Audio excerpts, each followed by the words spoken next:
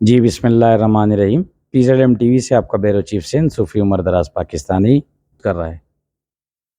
تو آپ بتائیں کیا وہ صحیح ہے؟ نہیں.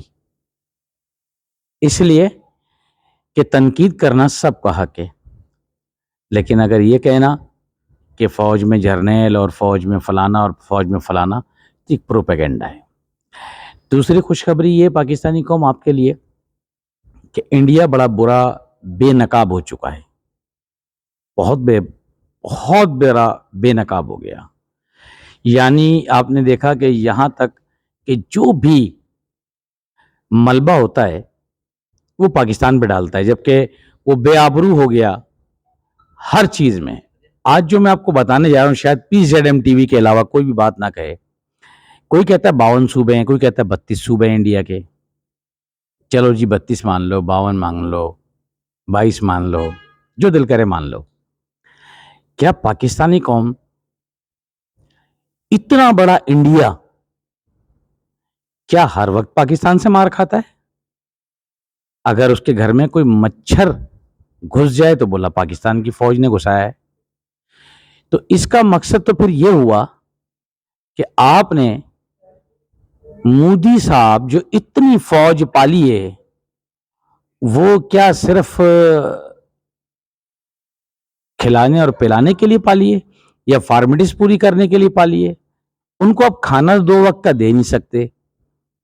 کتنے فوجیوں نے آپ کے خودکشی کر لی انڈیا کے. تو آپ کو یہ الزام لگاتے ہوئے شرم آنی چاہیے. آپ الزام لگائیں نا، بین الاقوامی طاقتوں پہ آپ الزام لگائیں ذرا کسی کے اوپر، آپ کو لگ پتہ جائے گا.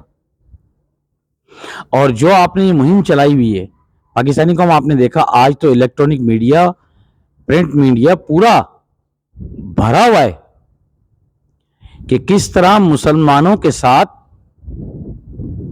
قتل عام ہو رہا ہے وہاں پر، کتنا ظلم و ستم ہو رہا ہے وہاں پر.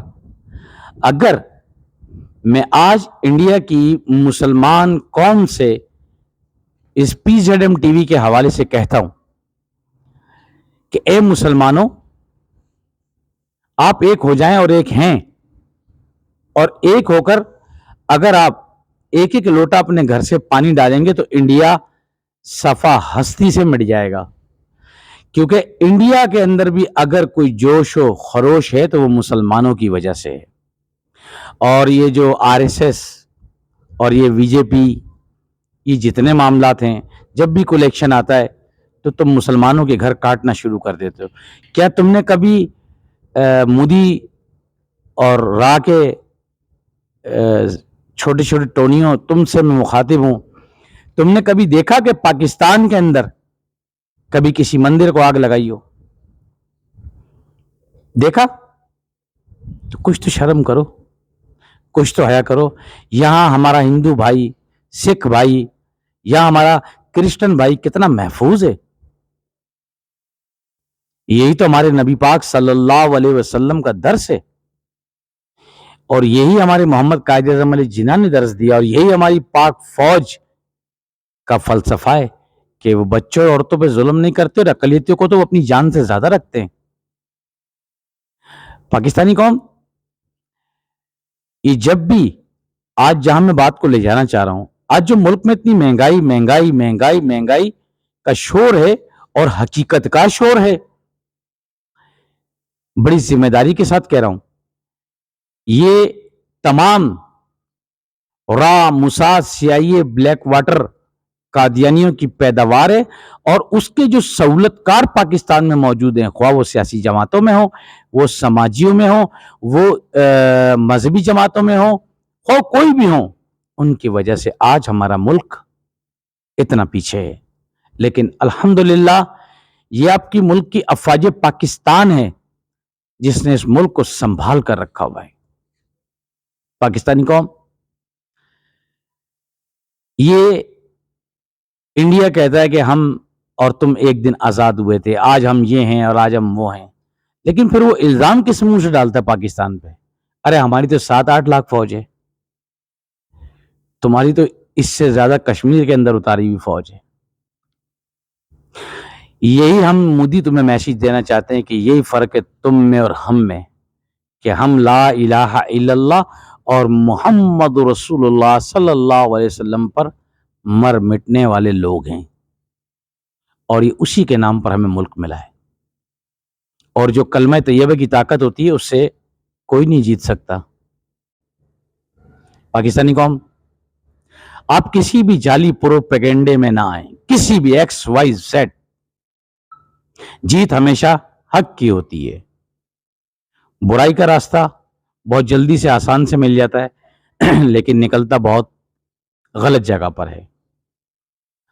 پاکستانی قوم، سیاست تو حضرت عمر رضی اللہ تعالیٰ عنہ کے دور سے چل رہی ہے، ابو بکر رضی اللہ تعالیٰ عنہ کے دور سے چل رہی ہے، عثمان غنی رضی اللہ تعالیٰ عنہ کے دور پر چلی، پھر آخر میں حضرت علی رضی اللہ تعالیٰ عنہ کے دور پر آ جائی۔ تو اسی طریقے سے پاکستانی قوم، سیاست تو اس کو کہتے ہیں، یہ سیاست نہیں ہے کہ ایک دوسرے کے اندر عیب نکالو، نو پرابلم۔ کہتے ہیں جی سیاست میں کوئی بھی حرف آخر نہیں ہوتا، بالکل نہیں ہوتا، لیکن سیاست بھی تو پھر جس کے نام پہ ملک ملا ہے پھر ویسی ہو نا، جس طرح ہمارے آرمی چیف ہیں، ایک سپاہی سے لے کے جنرل تک ہے، اور ووٹنگ کے دوران آپ لوگ خود ہی تو دعوت دیتے ہیں۔ فوج کا کیا مسئلہ ہے؟ فوج تو بیچ میں نہیں آتی ہے، آپ لوگ ہی بلاتے ہیں۔ کوئی بھی مشکل ہو جائے فوراً سیاستدان کہتے ہیں کہ فوج آئے بیچ میں، اور پھر فوج کے خلاف ہی برا بھلا کہنا شروع کر دیتے ہیں۔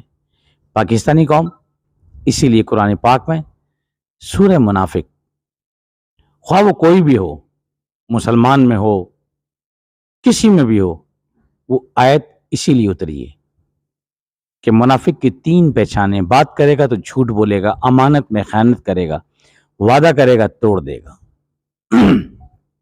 تو پاکستانی قوم، آپ کی مسلح افواج جو وعدہ کرتی ہے الحمدللہ پورا کرتی ہے، جو اس کے پاس امانت ہے ہماری مسلح افواج کے پاس پاکستان، اس میں خیانت کبھی نہیں کرتی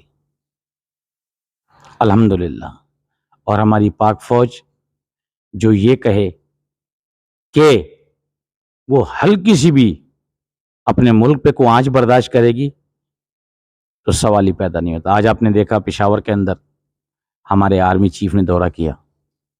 پاکستانی قوم، اتنا ہی کہوں گا، 12 ربیع الاول کا مہینہ ہے کہ مسلح افواج واحد اللہ اور نبی کے بعد ہمارا آن the first on the last یہ ہماری مسلح افواج ہے۔ جب تک ہماری مسلح افواج ہے، ہمارے پاکستان کو اللہ اور نبی کے بعد کوئی گرم ہوا بھی نہیں چھو سکتی۔ اور رہ گیا پاکستانی قوم، جو آخری مثال میں دینے جا رہا ہوں، کوئی اللہ کو مانے نہ مانے فرق نہیں پڑتا، معاذ اللہ۔